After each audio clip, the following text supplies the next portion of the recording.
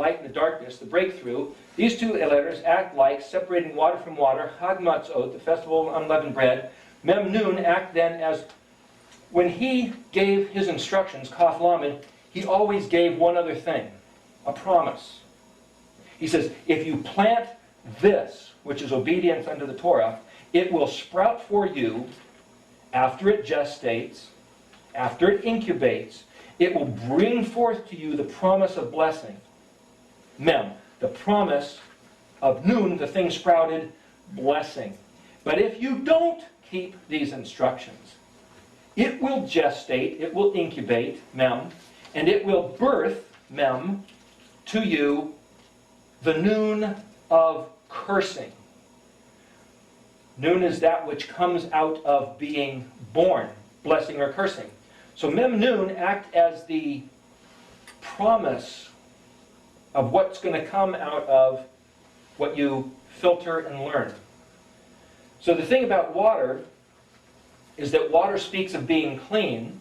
Water speaks of being baptized. And when you're baptized, the concept, Christologically speaking, is that you now become adopted into the family of, whose name is on the door? Blue, purple, red, white. Well, if purple is royalty, the royal decrees, the royal protocols, the royal instructions.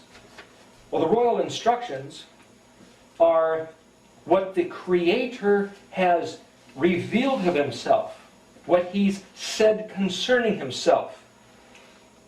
The letter which speaks of that which is shown, that which is spoken, the way designated, like pointing, happens to be the hay. The hay is like the flashlight, the window, the light, showing what this is. So I see the purple as like the hay.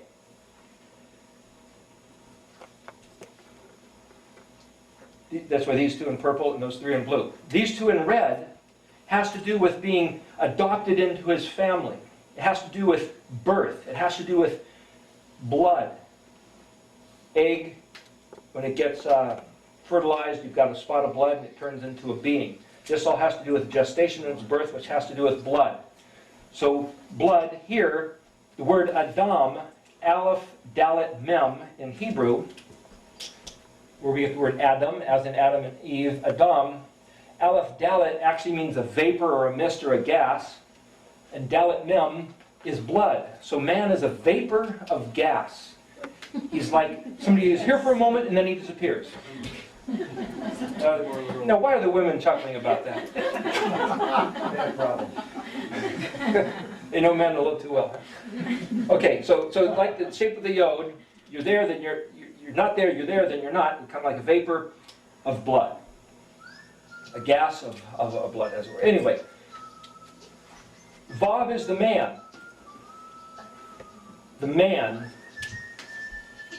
red, of blood.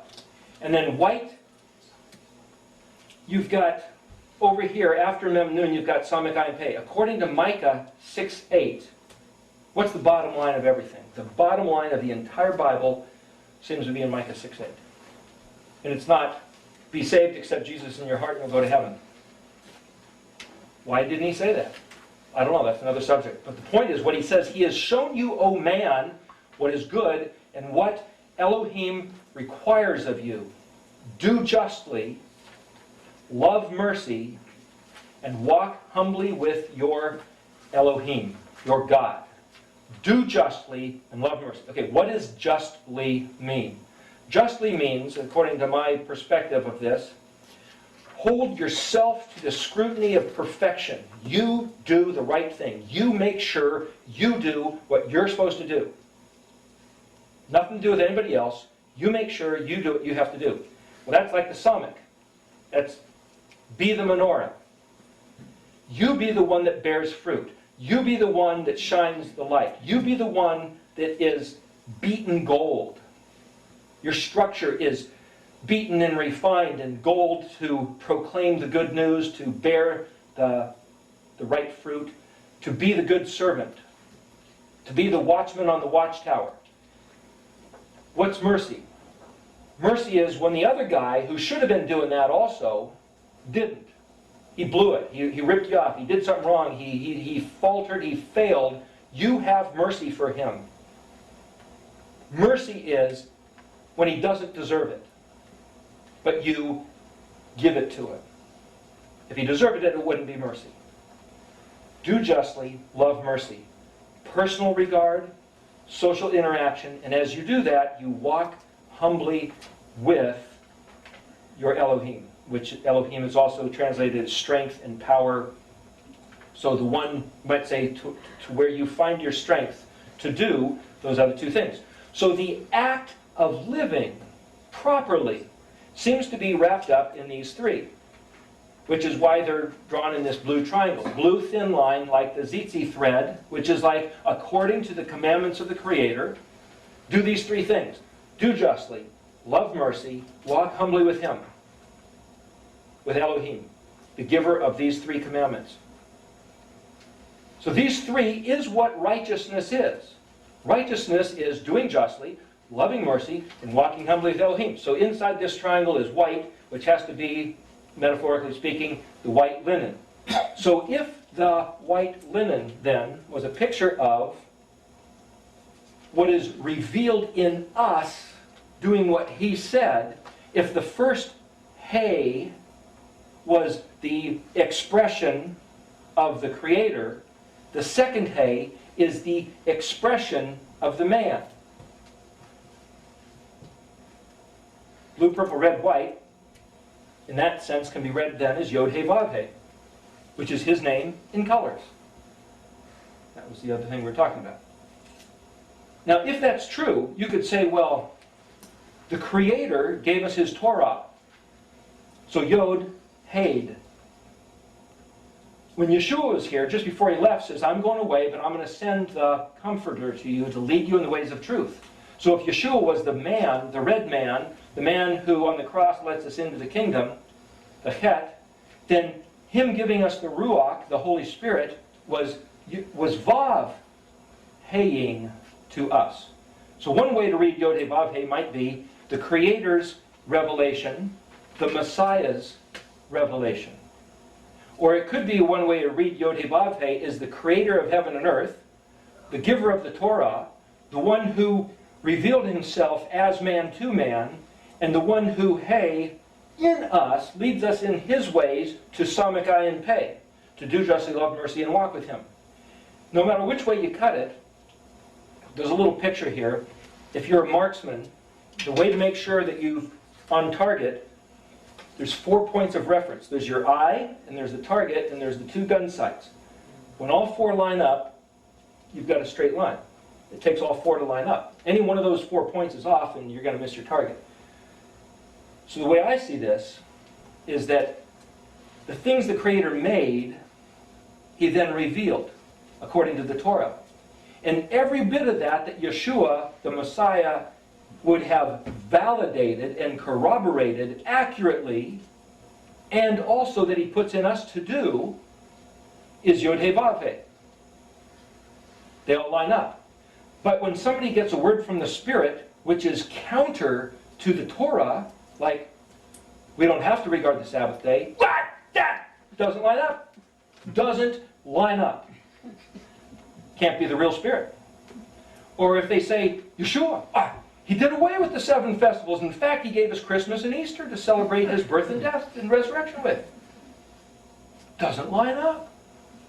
Now, I don't know what you want to do about it, but if it doesn't line up, it looks to me like it's not Yod He Vav He. And if it's not Yod He Vav He, then who is it? I don't know. I don't need to find out who it is. I just need to find out whether it's Yod He Vav He or not.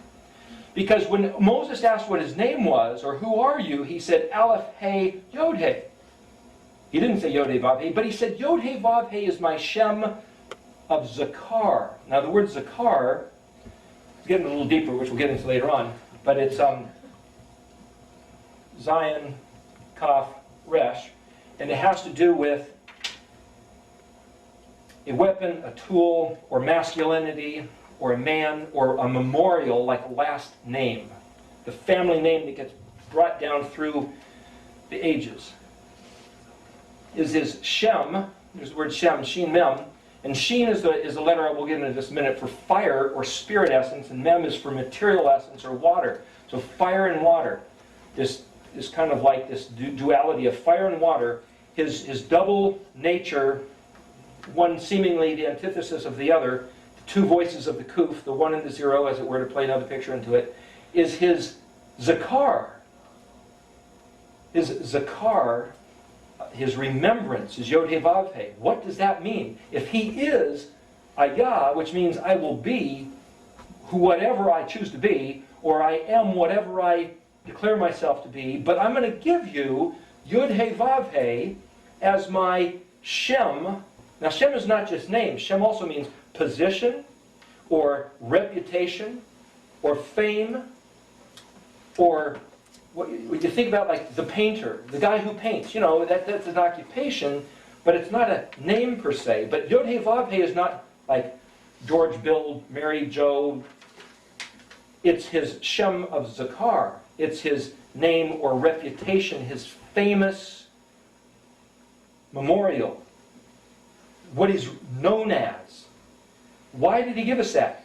Because he's the guy that made this place. He's the guy that explained who he is according to the protocols of the Torah.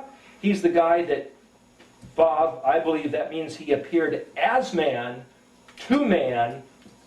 Man was made in his image. Wherever you go along with that is another theological, doctrinal discussion. And then He, the one who reveals himself through man, all of which, every one of those has to line up exactly the same. That's Yod He Vav He. Okay. So if that's true, then this little Vav, you might say, in the Het, is the gate, is Yod He Vav He. The one gate of the Het is Yod He Vav He. What? Wait a minute, isn't that Jesus? It's Yod He Vav He. Yod He Vav He is the four colors on the door. We can discuss how Jesus or Yeshua plays into that as another part of the conversation. I'm trying to keep it to the letters and keep it to this without going anywhere else at the moment. Otherwise we'll go off on all kind of trails. Just for what it's worth. People say, according to Paul, circumcision was done away with. It doesn't even matter. Doesn't even matter. Well, let's see here. We have the head of the man, and we have the covering of the head of the man cut off. And Yod He Vav He is his Shem of Zakar. Now, do you think that he doesn't care about it? Isn't Yod He Vav He his own sign of the covenant?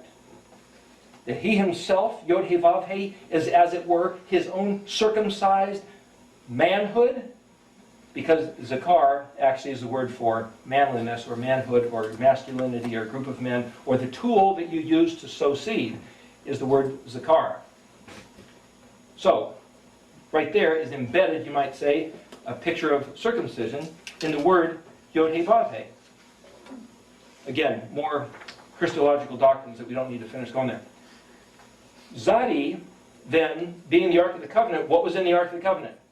The Torah scroll, the rod that budded, and the manna. It was the provision that seemingly came out of nowhere. The bud came out of